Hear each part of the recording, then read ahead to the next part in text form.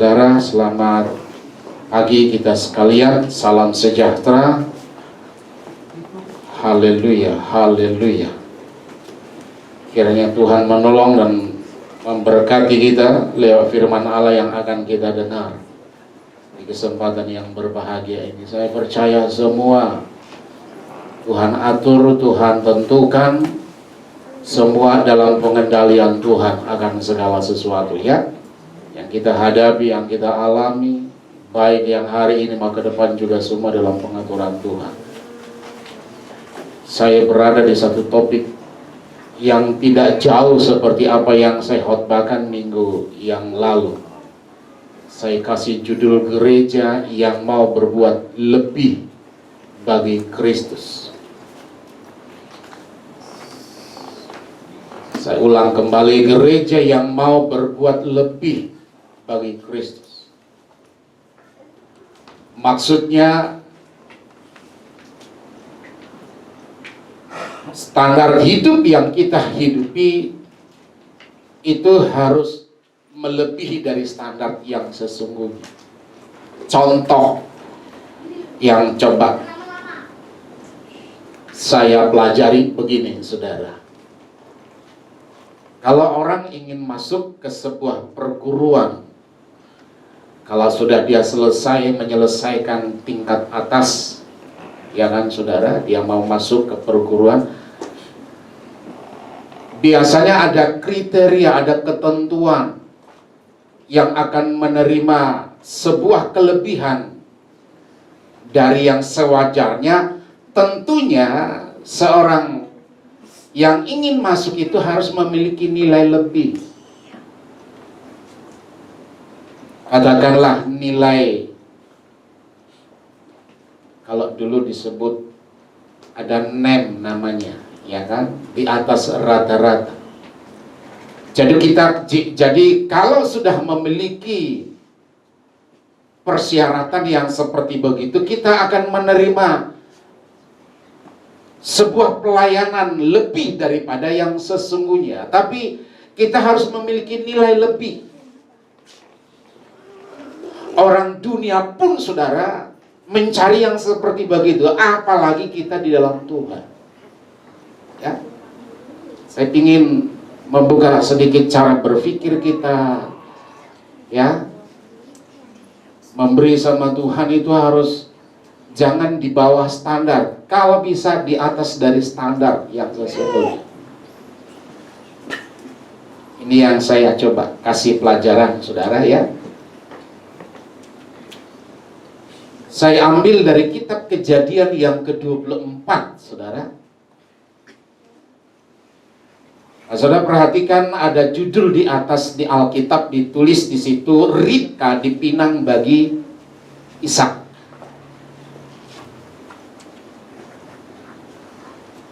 Ada beberapa nama gambaran, nama di sana.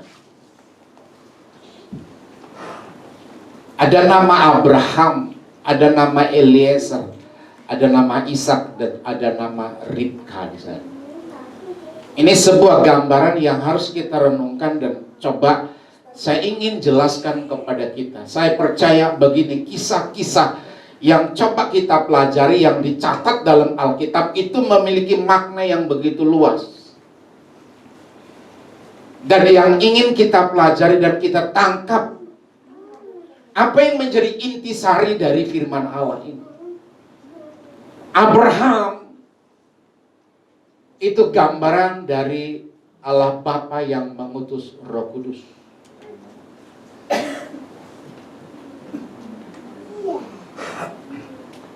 Kalau pernah kita pelajari begini, ada Allah Abraham, ada Allah Ishak, ada Allah Yakub.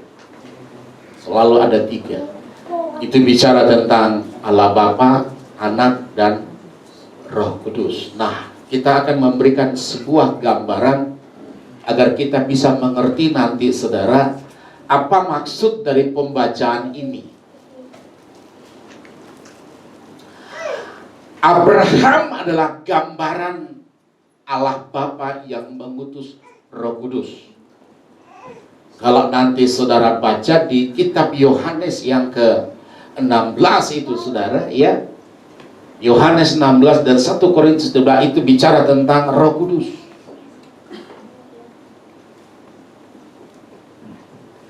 Biar kita agak ngerti.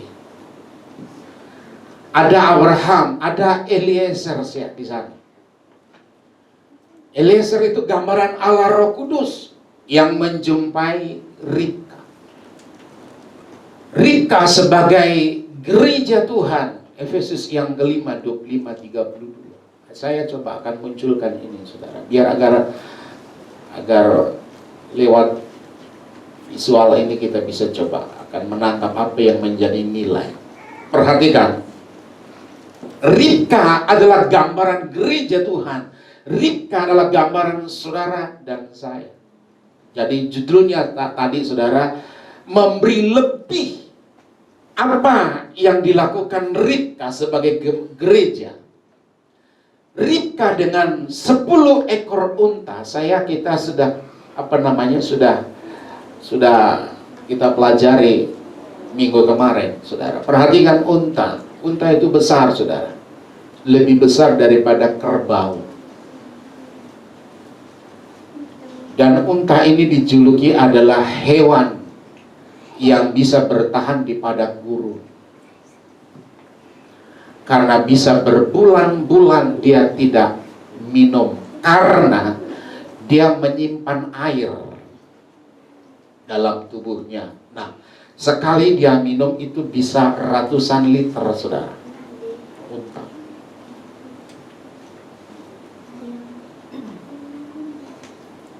Anda bisa bayangkan, saudara, bagaimana Ribka dikunjungi sama Eliezer yang disuruh oleh Abraham. Karena Ishak sudah saatnya untuk berumah tangga. Ini hukum yang harus kita pelajari, saudara. Dan ini hukum tetap berlangsung dan berlaku kepada kita.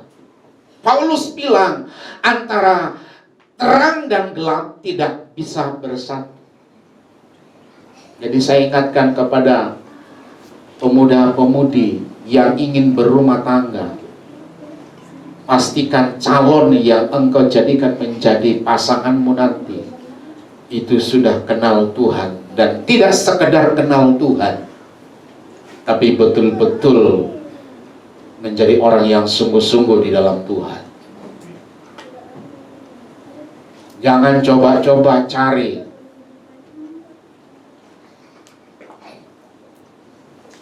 karena Tuhan tidak setuju, saudara.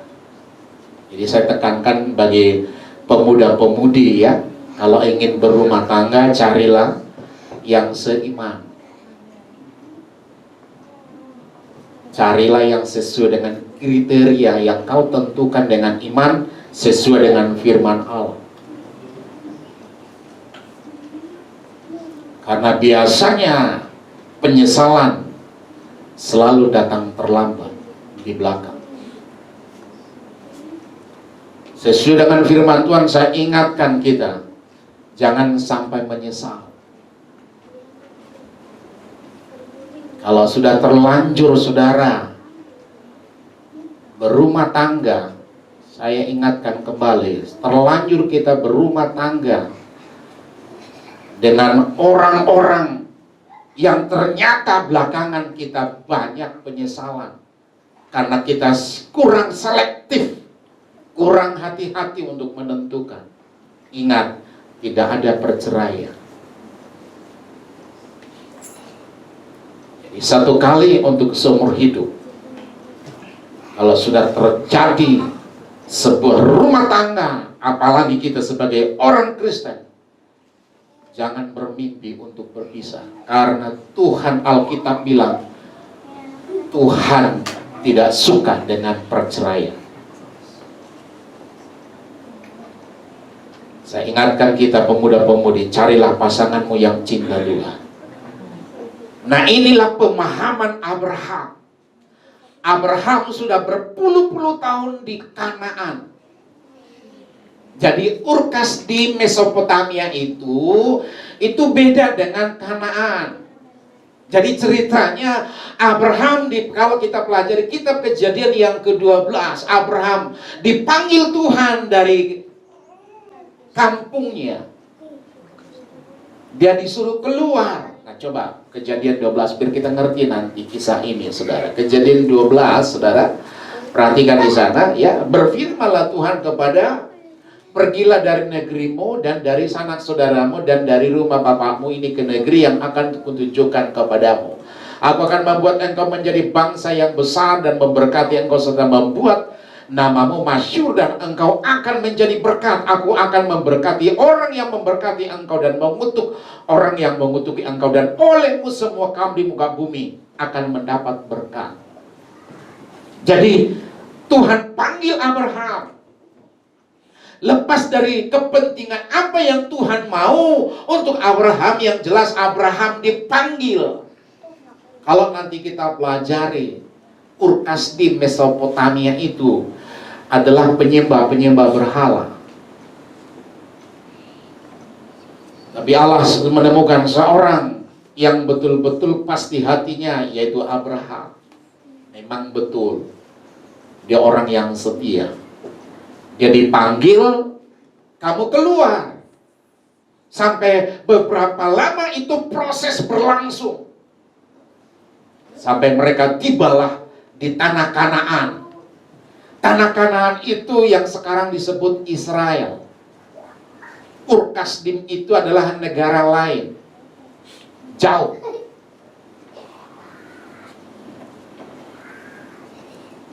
Lamalah dia di Kanaan.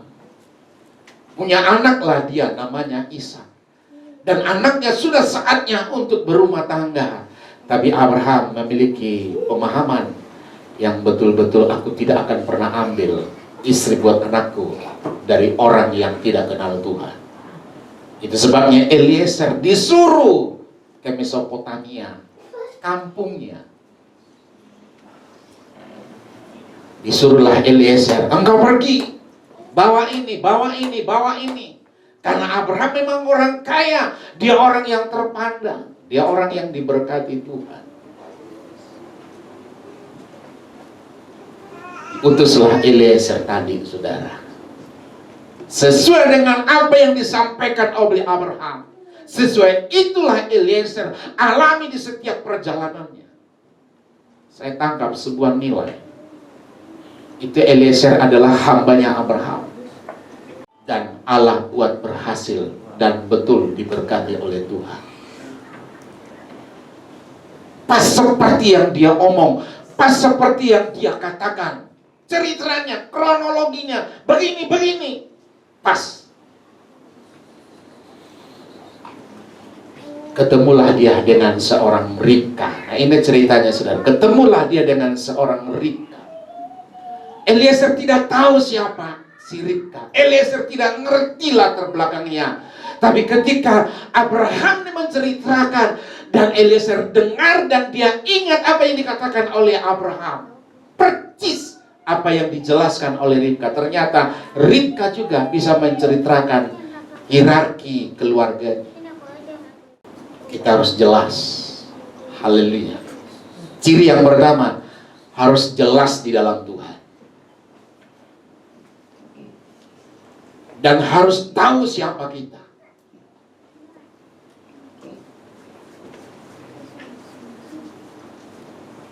Ribka menceritakan begitu rinci, begitu detailnya.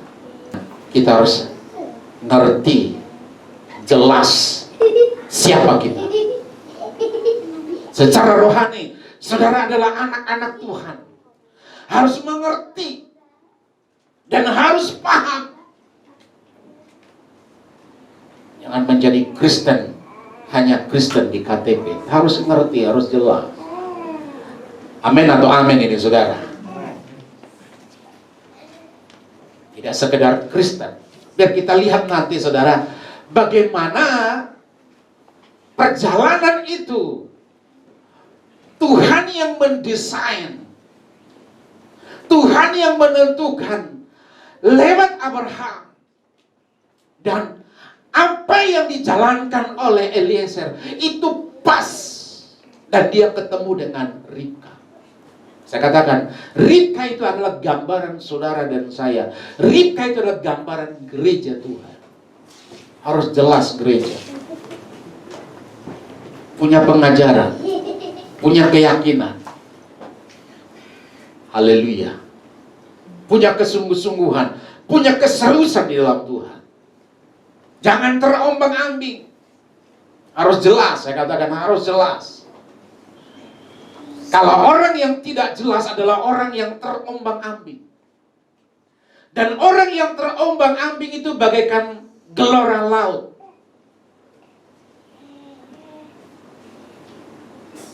Dan orang yang tidak jelas itu selalu dipakai oleh setan. Tapi kalau engkau jelas siapa engkau, setan takut kepada engkau. Itu sebabnya saya tekankan, kita harus jelas. Iman kita jelas, keyakinan kita jelas, pribadi kita jelas, hidup kita jelas, omongan kita jelas, langkah kita juga jelas. Dan saya pastikan berkat Tuhan juga pasti jelas kepada kita. Karena banyak saya jumpai orang seperti nggak jelas.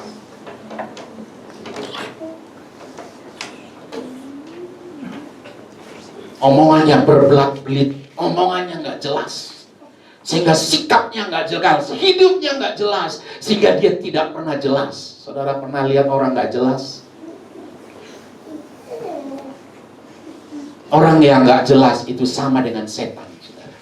Karena setan pun nggak jelas.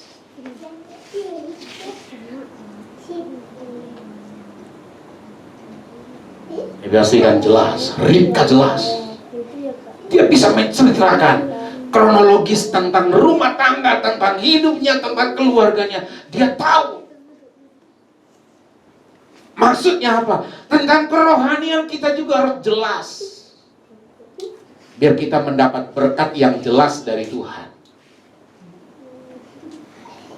Nah, tidak sebatas dia jelas, saudara. Dia memberikan lebih.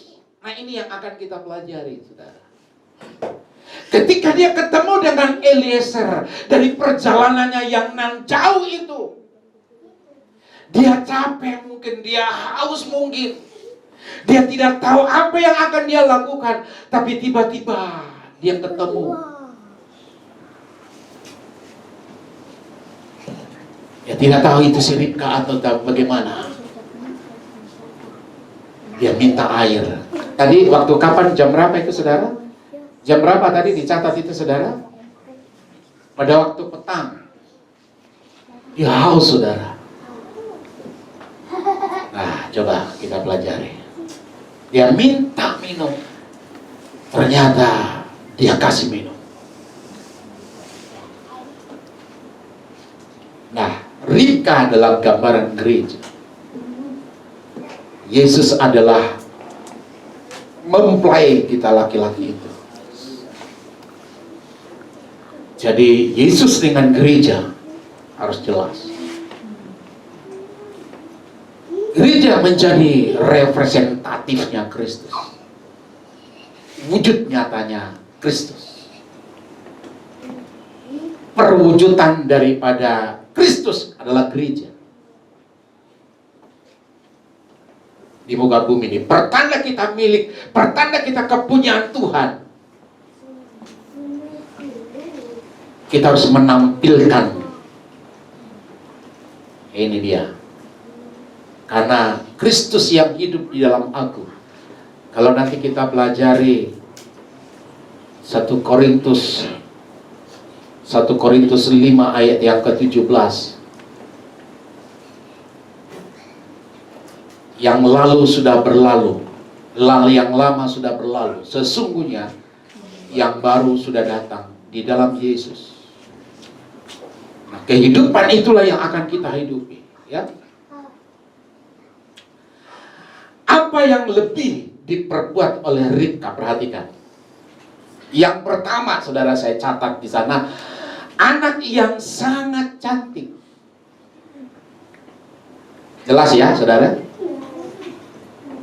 Saya percaya orang-orang yang jelas, yang sungguh-sungguh itu pasti cantik di mata Tuhan. Sekarang apa yang cantik sih? Apakah selamanya fisiknya?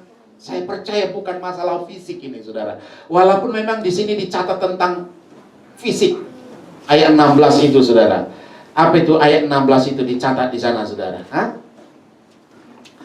Anak gadis itu sangat cantik parasnya. Berarti ini betul-betul, saudara. Dia jelas cantik lagi. Ini nilai lebih, saudara. Perhatikan ya. Tidak sebatas tentang paras yang kita miliki. Karena Tuhan lihat bukan lihat paras. Tapi Tuhan lihat hati. Jadi anak itu sangat cantik parasnya. Terus anak yang rajin, saudara perhatikan, anak itu rajin, saudara. Udah cantik rajin. Waduh, ini luar biasa ini. Saya mau cari mantu yang seperti begini. Udah rajin, saudara perhatikan, saya pernah khotbahkan tentang Ruth, saudara. Saudara masih ingat itu? Bagaimana ketertarikan seorang Boaz terhadap Ruth. Saya catat beberapa hal di sana. Ruth itu seorang yang rajin. Udah rajin, rendah hati. Udah rendah hati, komitmennya tinggi sama hidupnya. Itu sebabnya tidak heran kalau Ruth itu dijadikan menjadi istri Boaz. Itu gambaran tentang Yesus dengan gereja. Saudara dengan saya itu di hadapan Tuhan. Dan inilah yang akan mempengaruhi nanti, saudara perhatikan bagaimana nanti Ribka diberikan gelang, diberikan kalung, diberikan pakaian-pakaian yang mahal. Dan lebih daripada itu, dia dijodohkan, dia ketemu nanti dengan Ishak. Ending dari semua perjalanan saudara dan saya, kita ketemu dengan Yesus, sang mempelai kita itu. Itu endingnya, saudara. Tidak ada yang lain. Tapi bagaimana caranya? Itu sebabnya saya berilah yang lebih. Apa kelebihan daripada seorang Ribka? Anak itu sangat cantik. Jadi harus cantik, saudara. Haleluya. Kalau seorang laki-laki pasti mencari seorang cewek yang cantik. Arti cantik itu relatif. Tapi cantik. Tapi secara rohani tidak sebatas dengan fisik. Tapi itu bicara tentang hati. Hatinya cantik. Yang berikutnya dikatakan, dia rajin, dia seorang yang rendah hati. Wow. Luar biasa ini, saudara. Dan yang berikutnya dikatakan, dia memberi minum kepada Eliezer. Kira-kira saudara kalau dijumpai laki-laki, perempuan, kira-kira gadis-gadis ya, dijumpai laki gitu, apakah langsung kasih minum begitu? Tergantung, ya kan? Ternyata dia seorang yang murah hati, saudara. Suka memberi dia, saudara. Haleluya, haleluya. Di perjanjian baru ada ayat bilang begini, jikalau engkau memberi segelas secangkir air putih kepada salah satu muridku, Alkitab bilang upahmu tidak sia-sia. Karena ini khotbah tentang Yesus, khotbah Yesus di bukit. Coba saudara buka itu Matius yang kelima, saudara. Apa itu? Berbahagialah orang. Terus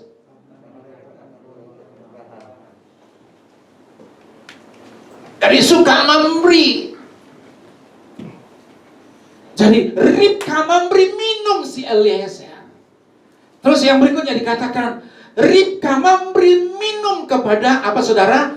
10 unta. Aduh, saudara, kalau saudara perhatikan ini.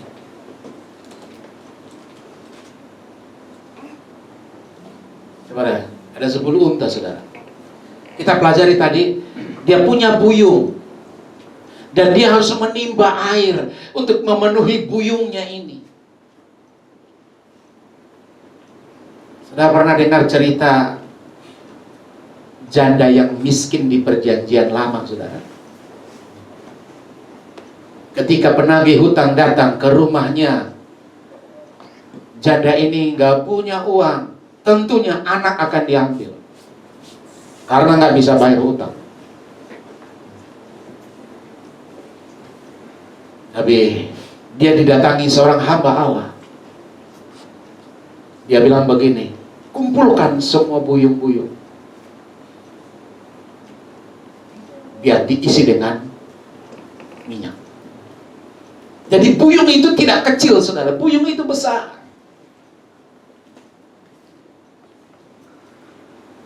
Jadi dia harus memikul buyungnya.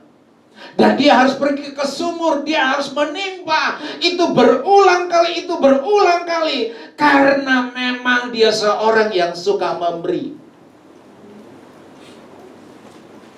10 ekor unta, saudara, itu berapa kali dia menimba, berapa kali dia turun ke sumur, berapa kali dia pikul-pikul itu. Dia punya buyung. Mungkin nggak bisa dihitung-hitung, saudara. Ini perhatikan, saudara. Ketika dia timba, dia tuang lagi, ada palungan di situ, saudara. Ada namanya, kalau di kampung kami disebut palaka. Palungan itu tempat makanan hewan atau tempat minuman hewan. Yesus lahir di palungan. Dialah air kehidupan itu yang memuaskan kita, yang memberikan kelegaan kepada kita. Matius 11 ayat yang ke-29. Datanglah kepadaku, aku akan memberi engkau kepuasan, kelegaan. Belajar kepadaku, aku rendah hati. Itu berapa kali dia harus menimba, berapa kali dia harus memberi. Pertanyaannya, kira-kira capek nggak, saudara? Kira-kira capek nggak, saudara? Tapi kenapa dia lakukan? Karena dia adalah seorang yang memang baik hati, saudara.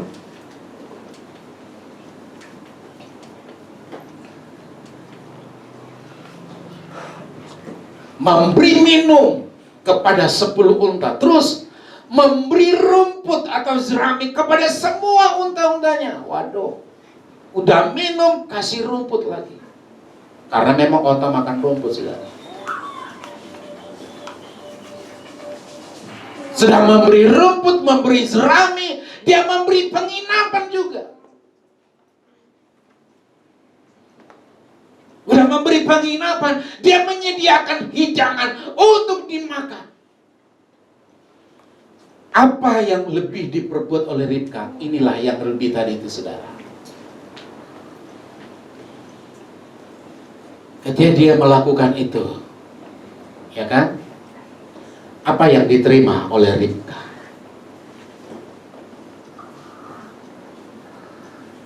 Tadi kita sudah baca, saudara. Apa yang diterima oleh Ribka, saudara? Dikatakan di sana memberikan, apa yang diberikan Eliezer, saudara? Memberikan anting dan gelang. Kira-kira seorang perempuan cewek kira-kira senang atau bagaimana?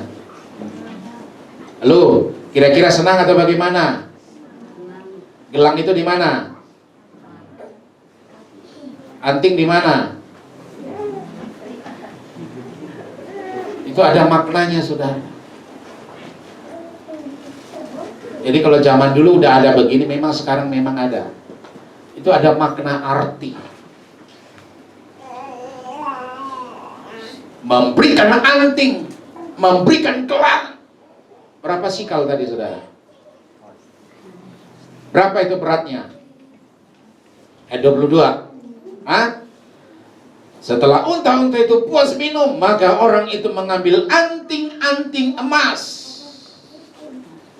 Coba lihat di kamus tentang sikal. setengah sikal beratnya, dan sepasang gelang tangan yang 10 sikal. 10 sikal kali 11, berapa tadi gram? Berarti kurang lebih 100 gram.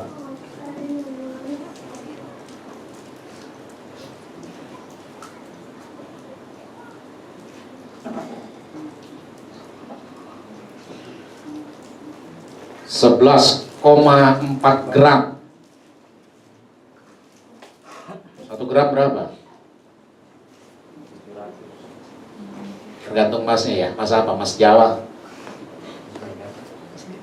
Mas Medan mungkin beda harganya. Ini 11 gram, 11,4 gram kali 10 berapa itu?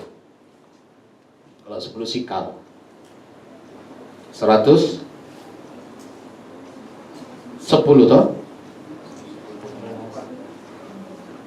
Ya. Hitung aja.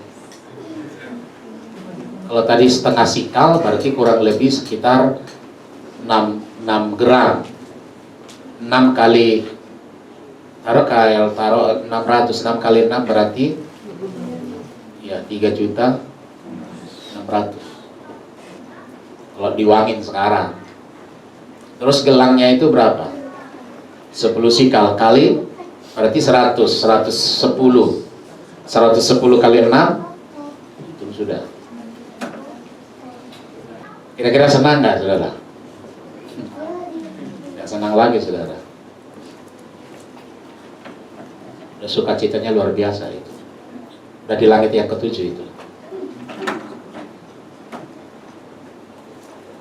Dia memberikan anting dan gelang, terus memberikan pakaian kebesaran.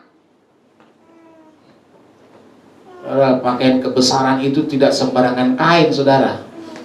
Kain dulu disebut kain lenan. Lenan itu mahal, sutra itu mahal, saudara. Kain sutra mahal. Karena menyambut seorang mantu namanya ini, saudara. Jadi saudara laki-laki harus punya modal ya. Kalau mau lamar seorang cewek harus punya modal. Ini ciri-cirinya nih. Jangan cuma bilang, aku cuma punya cinta sama kamu. Kalau udah menikah berumah tangga itu makan itu cinta. Halo, laki-laki, modal banda harus ada. Jangan cuma modal tampang doang begitu. 1-2 hari sih oke. Gitu. Ada begitu. Cowok ditraktir sama ceweknya terus. Pas mau bayar banyak modusnya. Dompet lah, tinggal lah, ATM lah, kesangkut lah, belum gajian lah, belum bulan lah. Nah, dia belum bulan, dia udah datang bulan. Jadi laki-laki harus punya banda ya, harus punya modal ya. Kalau enggak lu belajar. Haleluya. Maksud saya ini saudara. Jadi Abraham ingin menikahkan anaknya, ada modal. Saya percaya saudara, Yesus yang ingin menikahkan gereja, dia sudah berkorban kepada kita. Dia telah mati bagi kita. Dia telah disalib bagi kita. Dia telah dihina karena kita. Karena cintanya luar biasa kepada kita. Dia punya modal yang luar biasa. Dia rela dilucuti semuanya karena cintanya kepada kita. Karena dia sayang kepada kita. Jadi rasa sayangnya Tuhan, rasa cintanya Allah. Kalau saudara pelajari nanti ketika Yesus menuju Golgota itu, dia menuju penyaliban itu. Dia dihina, dia diledek, dia dikata-katain, dia diludahi, dia didorong. Tapi tetap melangkah, dia diam, jalan saja. Sampai berapa kali dia jatuh, sampai berapa kali dia jatuh. Karena itu daki-dakian. Bukit Golgota itu daki-dakian, saudara. Dia tidak mengeluarkan sepatah kata pun dari mulutnya. Walaupun semua sudah hancur, walaupun semuanya sudah habis, robek badannya, hancur tubuhnya, dan dimahkotai mahkota duri. Itu cara bikinnya, saudara, bukan seperti itu cara bikinnya ketika diambil itu langsung itu langsung ketusuk, semua kepalanya ketusuk. Saudara pernah, kalau saudara pernah ketusuk jarum, saudara?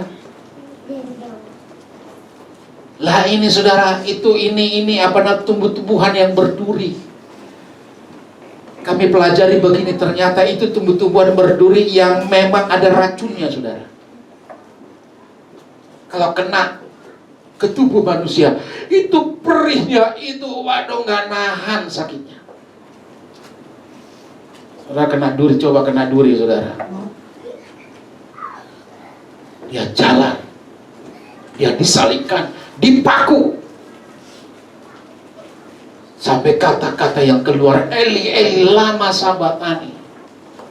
Dan tidak ada, dan semua sepertinya pasukan itu dia sorong, dia celupkan, dia kasih apa, saudara?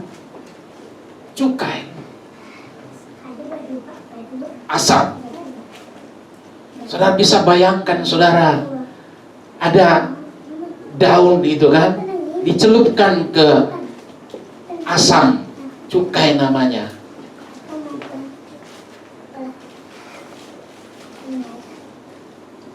Sebenarnya bukan ngasih minum, itu ngeledek. Bayangin kalau ada yang luka, dan cara ngasihnya itu dicolok ke mulutnya, saudara. Dan itu kan, itu cairan air yang asam itu jatuh ke tubuh yang penuh dengan luka. Itu bagaimana perasaannya? Waduh, mati, saudara, habis itu, nggak bisa ngomong apa-apa itu. Bayangkan, ini yang ngasih, yang nyelupnya ini, yang ngasih ini tentara, saudara. Ini orang Romawi yang ngasih ini, yang kasarnya bukan main. Dicelupkan, dimasukkan, disorong ke mulutnya, dan semua taburan air daripada asam itu, saudara, itu meleleh ke tubuhnya ketika sakit. Itu sakitnya perih, saudara. Waduh, itu artinya dia berkorban kepada kita. Dia mati buat kita. Terus apa balasan kita untuk Tuhan? Tidakkah kita terlalu sering membuat hitung-hitungan dengan Tuhan? Kalau saudara paham akan hal ini, saudara menghargai akan hal ini, aku percaya saudara sebagai gereja Tuhan, sebagai milik Allah, kita akan bertemu dengan Dia yang disebut gambaran Ishak tadi itu, Yesus Kristus itu. Jadi apa yang diberikan kepada Ribka? Dia memberikan anting gelang, dia memberikan pakaian kebesaran, dia menjadi mempelai Ishak.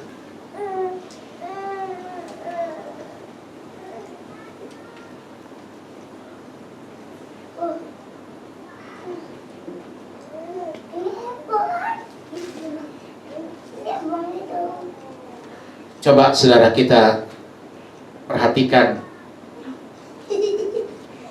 ada ayat bilang begini di dalam Matius yang ke-25, saudara, ya. Apa, saudara? Kata tuannya itu kepadanya, baik sekali, hai hambaku yang engkau telah setia dalam perkara kecil, aku akan memberikan kepadamu tanggung jawab. Masuklah dan turutlah dalam kebahagiaan Tuhan. Kita akan dengar satu kelak kalimat-kalimat ini dan berkata kepada saudara dan saya sebagai gereja Allah, hai hamba yang setia, engkau telah setia dalam perkara yang kecil, mari masuklah dalam perkara yang besar. Perkara yang besar itu bicara tentang rohani, bicara tentang sorga yang Tuhan janji. Saya rindu mendengar perkataan ini kelak, tak kala dia datang kali yang kedua dan disebutkan nama kita satu persatu. Ingat, nama kita dicatat di buku kehidupan. Itu sebabnya dari sekarang marilah kita ingin memberi yang lebih daripada yang sesungguhnya. Gereja yang siap dengan dandanan pesta. Kita sudah baca ini, Wahyu yang ke-19 ayat 6-8. Itu ada pernikahan anak domba Allah. Matius 22 ayat 1-14. Tentang yang dipanggil, orang-orang yang dipanggil yang ke pesta itu banyak alasannya, banyak dalilnya. Tapi raja itu berkata kepada pembantu-pembantunya, kamu pergi ke gang-gang, ke jalan-jalan, panggil orang jahat biar penuh. Jangan sampai ini nanti kedengaran. Kita yang sudah dipersiapkan sama Tuhan, belajarlah. Haleluya, haleluya. Gereja idaman Kristus adalah gereja yang paripurna, gereja yang setia sampai akhir, gereja yang mencapai finish dengan kemenangan. Ini janji Tuhan, saudara. Gereja yang siap memerintah bersama Kristus dalam kerajaan milenium 1000 tahun. Jadi nanti kita akan memerintah bersama dia di kerajaan 1000 tahun namanya. Sebelum sorga yang sesungguhnya. Jadi ada kerajaan 1000 tahun namanya. Itu yang disebut hari Sabat, hari perhentian. Memerintah bersama dengan dia. Siapakah itu? Saudara dan saya. Gereja Tuhan yang memiliki dan yang memberi lebih. Jadi saya mengajak dan coba mengingatkan, kasihlah lebih daripada standar yang sesungguhnya. Relatif di segala bidang, hal apapun, mari berilah lebih kepada Tuhan. Baik perhatianmu, baik waktumu, baik tenagamu, baik pikiranmu, baik pujianmu, baik talenta, apapun yang Tuhan percayakan, mari berilah yang terbaik sama Tuhan. Kalau engkau tahu rahasia ini, aku percaya engkau tidak akan pernah kecewa di dalam Tuhan. Karena semua akan diperhitungkan. 1 Korintus 15:58. Tidak ada yang sia-sia di dalam Tuhan. Semua Tuhan perhitungkan. Ya, itu sebabnya belajar kita memberi lebih daripada apa yang kita miliki, yang kita tahu dalam hidup ini. Tuhan kiranya memberkati, Tuhan kiranya menolong kita sekalian. Haleluya.